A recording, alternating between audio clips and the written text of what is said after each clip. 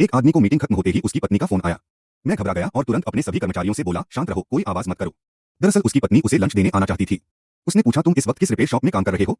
आदमी ने तुरंत अपने सहायक से मदद ली और उसकी खोज के बाद पत्नी को एक शॉप का नाम बता दिया।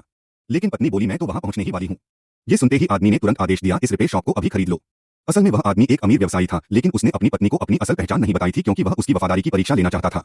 गरीब होने का नाटक जारी रखने के लिए उसने पूरे 10 लाख डॉलर खर्च कर उस घाटे में चल रही है रिपेयर शॉप को खरीद लिया। शॉप का मालिक बहुत आभारी हुआ, यहाँ तक कि उसने झुककर आदमी के जूते पॉलिश कर दिया। लेकिन तभी यह नजारा उसकी पत्नी ने देख लिया। पति ने उसे देखते ही तुरंत मालिक को उठाया और सीधा खड़ा कर दिया। जैसा कि उसने सोचा था, पत्नी बहुत हैरान थी कि अभी अभी क्या हुआ। अपनी असली पहचान छुपाने के लिए आदमी ने कहा, इस शॉप ओनर को एक अजीब सी आदत है। यह सुनकर पत्नी हैरान और गुस्से में आ गई। पत्नी को और यकीन दिलाने के लिए आदमी ने मालिक की बुआई शुरू कर दी। कहने लगा, ये हमेशा मुझे परेशान करता है, मुझसे बेकार का काम करवाता है। ये सुनकर पति का गुस्सा और बढ़ गया। वह गुस्से में शॉप के अंदर घुस गई और जोर से चिल्लाई, तुम मेरे पति को परेशान करते हो, अब मैं तुम्हें दिखाती हूँ। पत्नी के गुस्से से घबराकर शॉप मालिक ने विजेता जैसी एक्टिंग शुरू कर दी। बहुत जोर जोर से आदमी को डांटने लगा, तू तो एक ऐसा मैकेनिक है जिसे का ठीक करना भी नहीं आता, दिन भर काम चोरी करता है। ये सुनकर पत्नी थोड़ी असहज हुई, लेकिन उसने तुरंत कार खोलकर खुद मरम्मत शुरू कर दी। सब लोग हैरान रह गए कि एक औरत इतनी कुशल मैकेनिक कैसे हो सकती है। कुछ ही देर में उसने कार ठीक कर दी और बोली, अब इस मरम्मत का 3008 देना पड़ेगा। फिर उसने चेतावनी दी, अगर दोबारा मेरे पति को सताया तो मैं तुम्हारी पूरी तो तोड़ दूंगी। ये कहकर आदमी ने अपनी पत्नी का हाथ पकड़ा और उसे वहां से बाहर ले गया। वह अपनी फ्लैश मैरिज वाली पत्नी से बेहद खुश था।